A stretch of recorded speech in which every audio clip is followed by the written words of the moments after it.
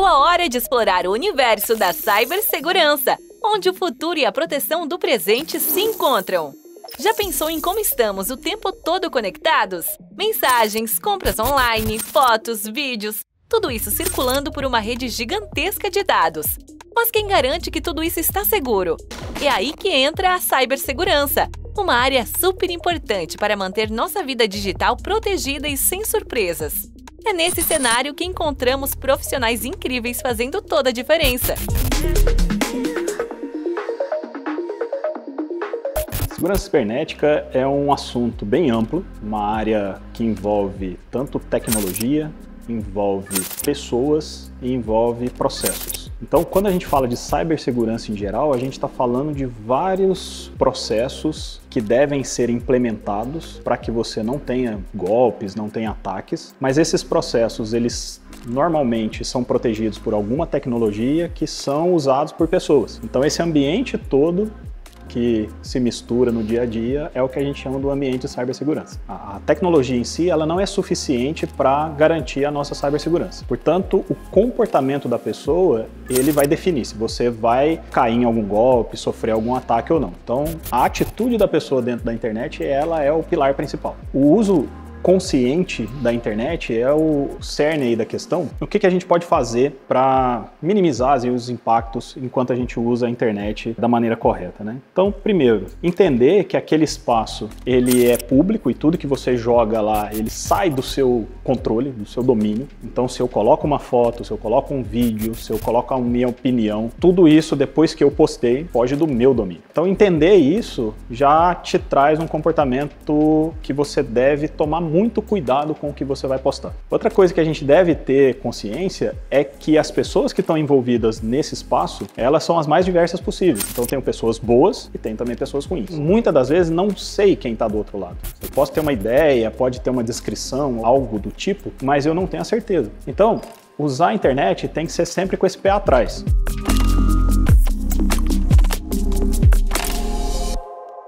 Bom, nesse sentido, o maior problema desse tripé, né, que vai atacar exatamente as pessoas, é o problema da engenharia social. A engenharia social são métodos e mecanismos que pessoas utilizam para lubridiar e enganar alguém. A gente tem engenharia social em todos os aspectos da sociedade, não só dentro da internet. Então, quando você sai na rua e alguém tenta te vender um bilhete premiado, por exemplo, da Mega Sena, isso é um ataque de engenharia social. Mas por causa da internet ser esse ambiente onde muitas das vezes eu não sei quem está do outro lado, ele é mais propício para você ter golpes de engenharia social. Na rua, a pessoa precisa expor a cara dela para te vender alguma coisa ou te enganar. Na internet, ela está atrás de uma série de aparelhos que, de alguma forma, esconde a identidade dela. Então, ela se sente mais à vontade e é mais fácil para ela se expor ali naquela questão e aplicar o golpe de engenharia social. Dentro da engenharia social, a gente tem muito facilmente ali o grupo do phishing. Então, o phishing é uma técnica, ou são várias técnicas, que a gente pode utilizar para enganar as pessoas. Como assim? Eu posso criar um site falso. É muito fácil você fazer isso com as tecnologias que nós temos hoje. Então a pessoa, ao invés de passar a senha para o site verdadeiro, acaba passando para o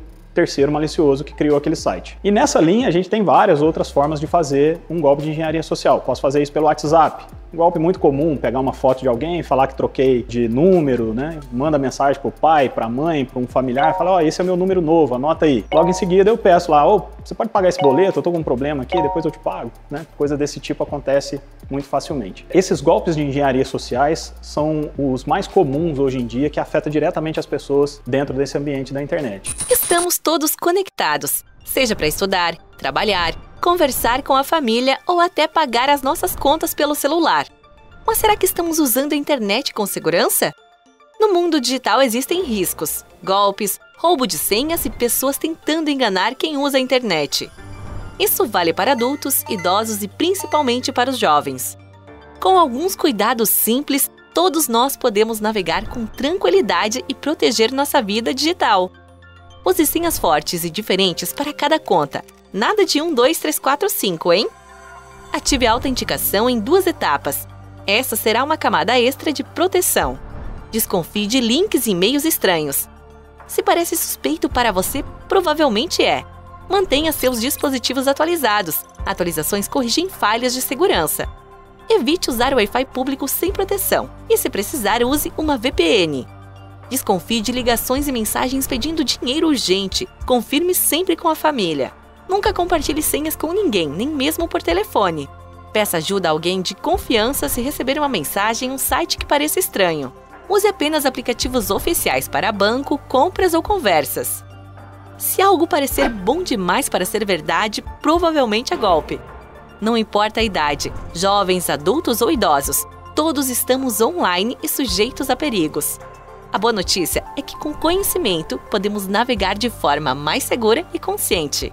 Toda vez que eu publico algo, igual eu falei anteriormente, eu perco controle sobre aquilo. As consequências podem ser as mais diversas possíveis. Então o problema maior que eu vejo hoje em dia é você fazer isso e perder esse controle sobre o que vai acontecer em seguida. Então eu posso colocar lá a minha foto, né, gerar lá uma animação sobre aquilo, gerar uma situação onde eu não estive para fazer uma graça, né? Até então isso não tem problema nenhum. Então hoje a maior preocupação minha com relação a isso é o deepfake. Então, as pessoas podem pegar essas fotos minhas, podem pegar essas animações que eu criei e gerar outras animações muito realistas, me colocando em situações onde eu não estive e que seja às vezes vexatória para mim. Então hoje, os sistemas generativos, né, com o IA, estão muito avançados. Dependendo da ferramenta que eu uso, é praticamente impossível você identificar se aquela situação criada pela IA ela é verdadeira ou se ela é falsa. Então, para mim, o maior problema hoje é esse, é você perder o controle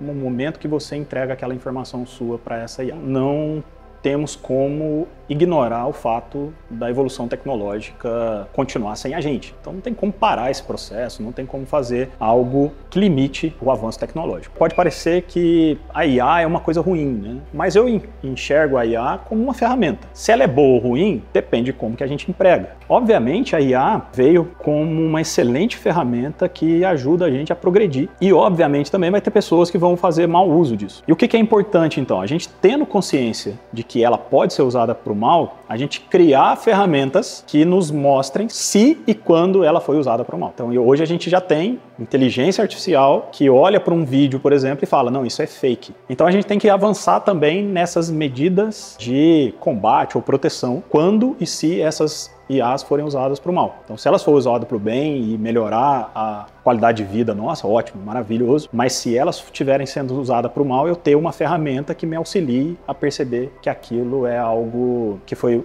utilizado de maneira maliciosa.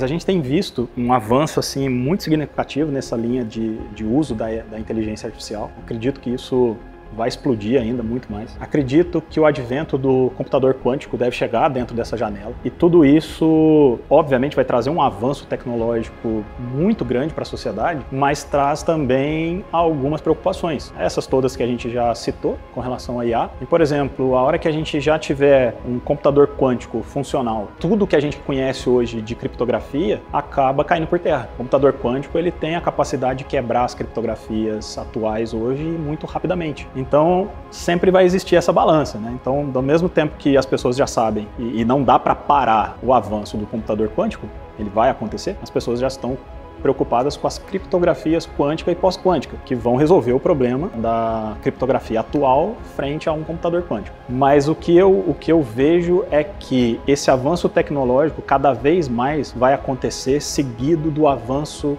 com relação à cibersegurança. Eu acredito que o avanço vai ser fantástico nesses próximos 5, 10 anos. Vamos estar aí para ver esse avanço e ver como a sociedade vai usar isso da melhor forma possível para continuar evoluindo, mas não sei aonde que vai dar. Eu só sei que parece que vai caminhar junto com a evolução também da cibersegurança.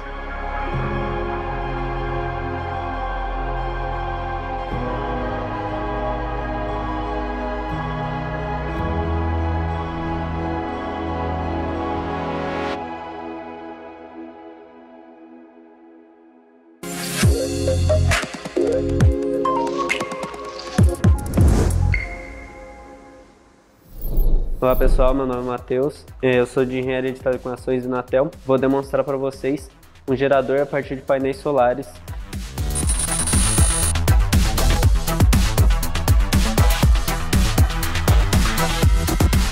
Para o nosso experimento, nós vamos utilizar um painel solar de 12 volts, um regulador linear de 5 volts, um LED e um resistor de 330 ohms.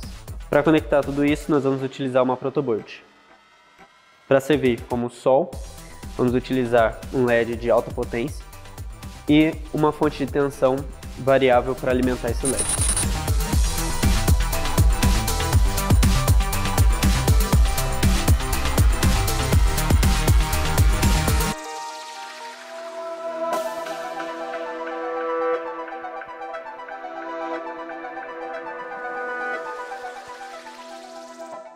Bem pessoal, agora eu vou fazer a montagem do circuito para vocês.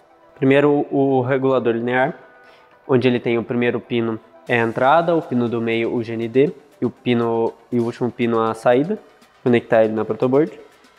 Conectar agora o painel solar, positivo do painel solar no primeiro pino, negativo do painel solar no pino do meio. No terceiro pino a gente vai conectar o resistor. E do pino do resistor para o GND, a gente vai conectar o LED. Aqui ele acendeu porque a gente está no ambiente iluminado e a placa é sensível à luz. Por exemplo, se eu colocar a mão aqui por cima, vocês podem ver que o LED apagou. Soltando, ele volta a acender. Para simular esse circuito, nós vamos utilizar um LED e uma tensão variável. O LED de alta potência vai ser utilizado aqui, servindo como um sol para alimentar o painel solar, e a fonte nós vamos aumentar aos poucos para que o LED ative. E aqui você pode ver que, dependendo da intensidade do sol, a corrente gerada pelo painel solar vai ser diferente, o que vai aumentar ou diminuir o brilho do LED, ou seja, a energia que ele está gerando. Geradores com painéis solares são utilizados em várias situações, como em bombas d'água ou então para alimentação de casas hoje em dia. Também mesmo pode ser utilizado em pequenos dispositivos, como um carregador de celular.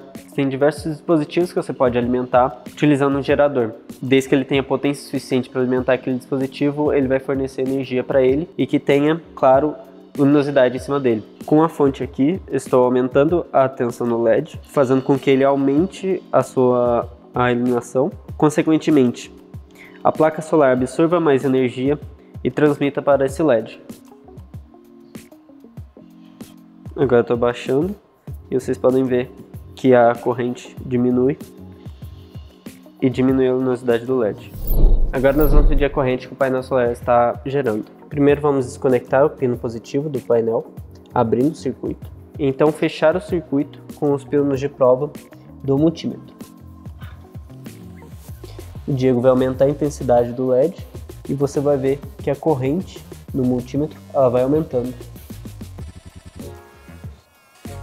Com o máximo da intensidade do nosso Sol, a gente tem 11.1 mA de corrente sendo gerado, e quando ele cai para zero, ele zera a corrente, como se estivesse de noite, ou então em um dia muito nublado com muitas nuvens. E quando ela está no máximo, como se fosse um dia ensolarado, sem nenhuma nuvem no céu.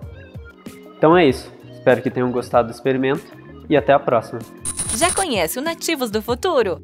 Então aproveita para continuar explorando cursos, podcasts, videoaulas e e-books. E claro, não perca a TV Nativos. Tudo feito para inspirar seu futuro. E estamos nas redes sociais, YouTube, TVs e rádios educativas pelo Brasil. Até a próxima!